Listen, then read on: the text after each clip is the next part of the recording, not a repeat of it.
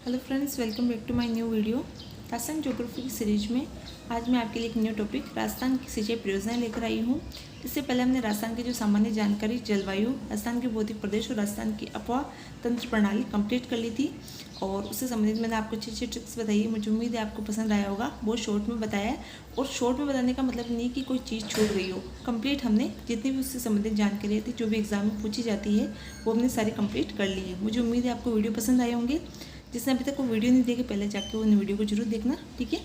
आज हम स्टार्ट करने वाले हैं राजस्थान की सिंचाई परियोजनाएं। राजस्थान की जो सिंचाई परियोजनाएं हैं उसके अंदर हम सबसे पहले देखते हैं कि राजस्थान के अंदर सिंचाई के साधन कौन कौन से हैं। तो देखिए, राजस्थान के अंदर मुख्यतः कुएँ या नलकूप और नहरें, तालाब और खड़ीन और अन्य जो साधन है, ये 4 प्रकार से हम सिंचाई के साधनों को बांट सकते हैं। उसमें सर्वाधिक जो उपयोग में किए जाते हैं वह है कुएँ और नलकूपों के द्वारा सिंचाई की जाती है। लगभग 60% या उससे अधिक जो सिंचाई है वो कुएँ और नलकूप के द्वारा की जाती है। और ये भी कहाँ की जाती है, जो पूर्वी मैदान है या पूर्वी राजस्थान हम जिसे कह सकते हैं, वहाँ पर की जाती है।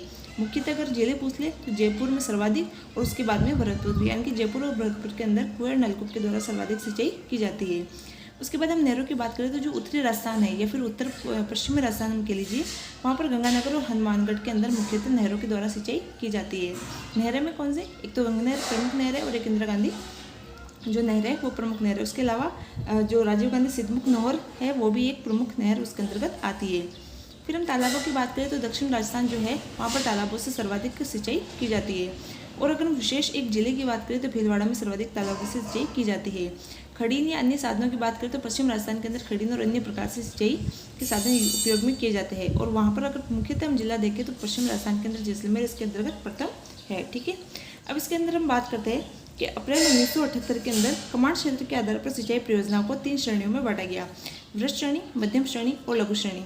जो वृहद श्रेणी की जो सिंचाई परियोजना है उसके अंतर्गत आता है कि जो कमांड क्षेत्र है किसी भी परियोजना का या सिंचाई का जो कमांड क्षेत्र है या कैचमेंट एरिया हम कह लें, वो 10,000 हेक्टेयर से अधिक होना चाहिए और उसकी लागत 5 करोड़ से अधिक होनी चाहिए।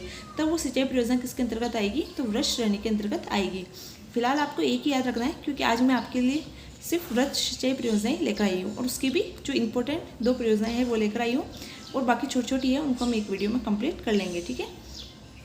सबसे पहले जो हमारी रहने वाली है, देखिए सबसे पहले राजस्थान वृहद सिंचाई परियोजना जो है उसके अंदर कौन कौन सी परियोजनाएं होती है वो आपको याद रखनी है। कौन कौन सी है, तो गंगा नहर है, राजीव गांधी सिद्धमुख नहर परियोजना, नर्मदा परियोजना, भीखाबाई सागवाड़ा परियोजना, बिसलेपुर परियोजना, जवाई परियोजना, यमुना लिंक नहर, भरतपुर नहर, परवंत परियोजना, इंदिरा गांधी नहर और पूर्वी राजस्थान। ये जितनी भी जो सिंचाई परियोजनाएं मैंने यहाँ लिखी, सारी किसके अंतर्गत आती है, वृहद सिंचाई परियोजना के अंतर्गत आती है। ये सभी आपको याद रखनी है। इनमें से कोई 3 ऑप्शन देकर एक चौथा ऑप्शन मध्यम का या लघु का दे सकते हैं, ठीक है। तो आपको याद रखनी है सभी किस्में आती है, वृहद सिंचाई परियोजना के अंतर्गत आती है। वर्तमान में परवंत परियोजना जो है बहुउद्देश्य के अंदर शामिल कर ली गई है, ठीक है। तो ये भी आप अलग से याद रख सकते हैं। गंगनहर, इसके अंदर हम सबसे पहले आज जो मैं 2 लेकर आई हूँ वो एक तो गंगनहर परियोजना है, एक नर्मदा नहर परियोजना है, ठीक है। तो सबसे हम देखते हैं गंगनहर परियोजना। देखिए, गंगनहर परियोजना जो है राजस्थान के सबसे, या फिर भारत के हम कह लें राजस्थान या भारत की सबसे प्राचीन नहर परियोजना है, ठीक है। इसका जो कमांड क्षेत्र है वो है 3.08 लाख हेक्टेयर, 3.08 लाख हेक्टेयर इसका कमांड या कैचमेंट क्षेत्र है, ठीक है। इसलिए किसके अंतर्गत शामिल है, वृहद सिंचाई के अंतर्गत, क्योंकि उसमें तो क्या है 10,000 से अधिक होना चाहिए और ये कितना है 3.08 लाख हेक्टेयर, ठीक है। अब देखिए इसकी जो प्रमुख विशेषता है हम पहले देखते हैं। जो सतलज नदी है वहाँ से इसको निकाला गया है, इस नहर को, और कहाँ से निकाला गया है, तो हुसैनीवाला से निकाला गया है जो पंजाब के अंदर है। यहाँ से निकाल के इसका अंतिम स्थल जो है वो है शिवपुरी हेड। तो हुसैनीवाला से लेकर शिवपुरी हेड तक ये कौन सी नहर है, गंगा नहर है, ठीक है। इसके बाद में जो चीज़ याद रखनी है, कितनी लंबाई इसकी 129 किलोमीटर है। हमारा राजस्थान की याद रखिएगा 17 किलोमीटर, राजस्थान में सिर्फ कितनी है 17 किलोमीटर है। 112 किलोमीटर पंजाब के अंदर है। लंबाई याद रखें तो भी ठीक है, सिर्फ आप राजस्थान की याद रखना कि कितने किलोमीटर राजस्थान के अंदर है, तो 17 किलोमीटर है, टोटल 129 किलोमीटर है, ठीक है।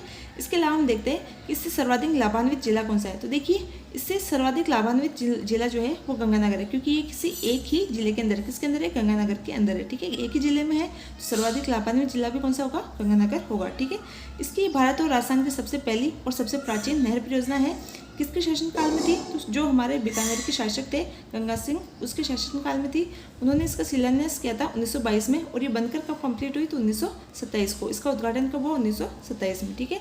और गंगा सिंह को आधुनिक भारत का भागीरथ कहा जाता है इसी वजह से, क्योंकि इन्होंने राजस्थान के अंदर गंगा नहर को लेकर आए थे, ठीक है। इसके बाद में हम इससे जो प्रमुख चीज़ें पूछी जाती है, जो प्रमुख नहरें पूछी जाती है, इसकी 5 इसकी लिफ्ट नहरें पूछी जाती है। कौन कौन सी है? तो 5 लिफ्ट नहरों की छोटी सी ट्रिक मैंने बताई है कि लक्ष्मी की शक्ल अच्छी है। क्या याद रखना है? लक्ष्मी की शक्ल अच्छी है। तो लक्ष्मी से हो जाएगा लक्ष्मी, ठीक है। कैसे हो जाएगा? कर्णी लिफ्ट नहर, और एस से हो जाएगा एक तो सामीजा और एक शामल, ठीक है, दोनों याद रखना है। एल से हो जाएगा लालगढ़। ये 5 लिफ्ट नहरें हैं किसकी? गंगा नहर की। ये 5 ही है, आपको ये याद रखनी है, ठीक है। और गंगा नहर से पूर्व अगर आपसे पूछ ले कि गंगा नहर लाने से पहले यहाँ पर बीकानेर रियासत के अंदर किससे सिंचाई की जाती थी? तो पश्चिमी यमुना नहर से जलापूर्ति या सिंचाई की जाती थी। किससे? गंगा नहर से पूर्व, ठीक है। तो ये इसकी सामान्य जानकारी थी, इससे बाहर आपका क्वेश्चन नहीं जाएगा। बस इतनी सी जानकारी आपको याद रखनी है, और जहाँ याद करवाने का था मैंने आपको याद करवा दिया, ठीक है। नेक्स्ट हम देखते हैं नर्मदा नहर परियोजना। तो जो नर्मदा नहर परियोजना है उसका हम कमांड क्षेत्र देखते हैं। तो नर्मदा नहर परियोजना का कमांड क्षेत्र है 2.46 लाख हेक्टेयर, ठीक है। कितना चाहिए हमें वृहद परियोजना के लिए? 10,000 से अधिक। कितना है इसका? 2.46 लाख हेक्टेयर, ठीक है।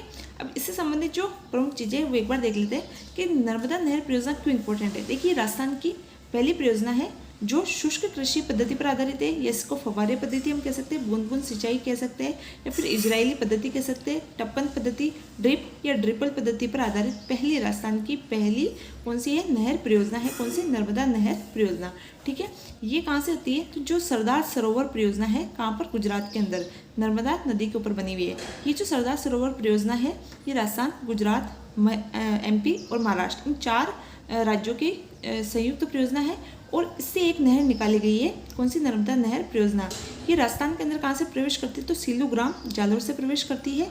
और फिर कहाँ पर अंतिम स्थान का है इसका? 0 पॉइंट का है? तो गूढ़ा मलानी क्षेत्र जो है इसका 0 पॉइंट है। गूढ़ा मलानी क्षेत्र का है? बाड़मेर के अंदर। और ये किन 2 जिलों को लाभ पहुँचाती है? तो जालोर और बाड़मेर को, ठीक है, जालोर और बाड़मेर को। बाड़मेर की इसके अंदर 2 लिफ्ट नहर है, एक तो पानरिया और एक भादरिया। बाड़मेर में कौन सी है? पानरिया, भादरिया, दोनों एक जैसे नाम है, पानरिया, भादरिया। कहाँ की है? बाड़मेर की लिफ्ट नहर है। जालोर के अंदर इसके अंदर एक लिफ्ट नहर है, सांचौर लिफ्ट नहर, जो कहाँ है? जालोर के अंदर। टोटल कितनी लिफ्ट नहर है? तो नर्मदा, नाम ही क्या है? नर्मदा, 3 अक्षर का नाम है, 3 इसकी लिफ्ट नहर है। तीनों आपको याद रखनी है, ठीक है।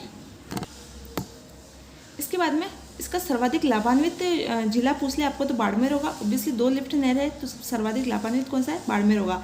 और अगर आपको तहसील पूछ ले तो कौन सी है? गूढ़ा मलानी क्षेत्र सबसे ज़्यादा लाभान्वित होगी। और जालोर की कौन सी तहसील है? तो सांचौर है, ठीक है। तो आपको ये याद रखना है। इसके अलावा हम देखते हैं कि इसकी कुल लंबाई कितनी है। तो 532 किलोमीटर की कुल लंबाई। आपको कुल लंबाई याद नहीं रखनी, आपको सिर्फ इतना याद रखना है कि राजस्थान के अंदर इसकी लंबाई कितनी है। तो 74 किलोमीटर राजस्थान के अंदर इसकी लंबाई है। इसका शुभारंभ कब किया गया था? 18 मार्च 2008 को इसका शुभारंभ किया गया था, ठीक है। तो ये इसकी सामान्य जानकारी थी किसकी? गंगा नहर नर्मदा जो नहर परियोजना है। इससे बाहर आपका क्वेश्चन नहीं जाएगा, डेफिनेटली इससे बाहर आपका क्वेश्चन नहीं जाएगा। आपको सिर्फ इतना से याद रखना है। कल हम जो पढ़ने वाले हैं वो सबसे बड़ी जो हमारे राजस्थान की नहर परियोजना है, इंदिरा गांधी नहर परियोजना, उससे संबंधित जितने भी क्वेश्चन है मैं आपको बहुत अच्छी ट्रिक से याद करवाने वाली हूँ। तो मिलते हैं फिर कल नेक्स्ट वीडियो में। तब तक के लिए थैंक यू। वीडियो पसंद आए तो लाइक और शेयर करना। Thank you.